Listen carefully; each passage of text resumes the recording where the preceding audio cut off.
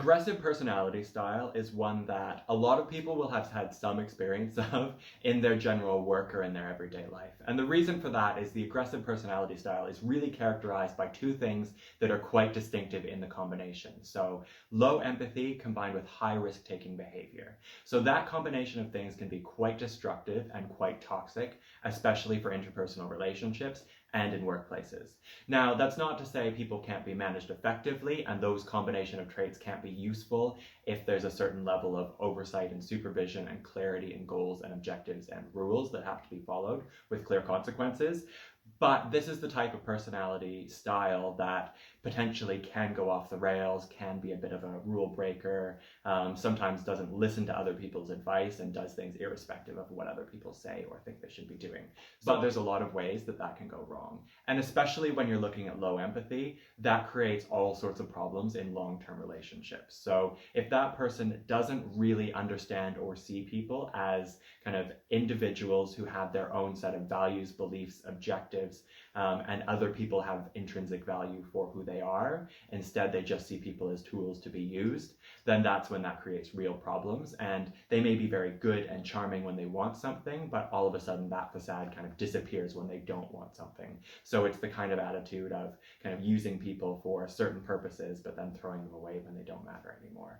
Now, you have to be careful how you analyze this in the workplace, because sometimes, teams and groups do come together to accomplish a specific goal. You work for a period of time with other people to accomplish something. You're done, you move on, that's fine. The difference is here, it's not necessarily situational, but it's a really clear, distinct using people and not caring about the negative consequences of behavior to the other person. So there's ways that you can work productively and proactively in a team to make sure that other people are respected, they get what they want, what they're looking for, what they need from the team and the organization. You don't necessarily have to have a really, really close relationship with everyone you work with for your entire life. So when you're looking at interpersonal relationships, then you really have to look at, is this productive over the long period of time? And can people form, develop, maintain, and end or have relationships fade away in a way that is mutually productive, beneficial, respectful of other people, right?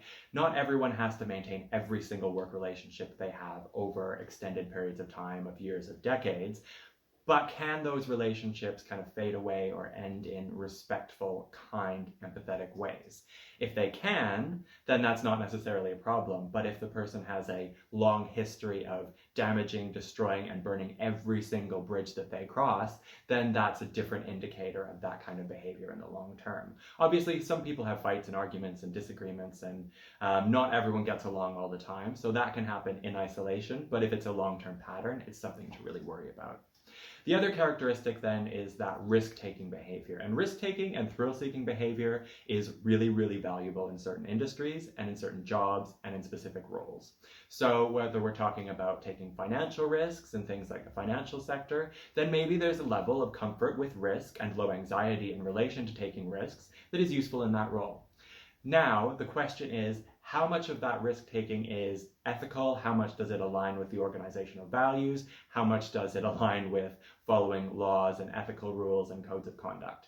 Can that person take risks within the rules, regulations, and guidelines of both the organization and the country or society as a whole, right? If they are risk takers who are constantly and deliberately breaking rules, sometimes for the fun of it, without even any real kind of goal or gain intended, then that's one of those risk factors that you have to look for. Is someone deliberately causing destruction or chaos or arguments for the fun of it or for the sake of it? And if they've got that pattern of creating chaos because they enjoy it, then that's a really significant risk factor that you have to look out for, especially when it's combined with low empathy and low ability to understand and connect with and form proactive and productive relationships with other people. Because then sometimes you've got that person who is causing chaos just for the sake of it and wreaking havoc with other people's work, with their relationships, with what they're trying to achieve, just because they can and they want to. So sometimes it can be challenging to disconnect what is just normal conflict that happens, because it does happen, versus what is extreme, destructive, kind of deliberately mischievous or really damaging conflict that isn't necessarily something you want in the workplace. And someone who is constantly in the middle of that and causing it and stirring up trouble can create a lot of chaos.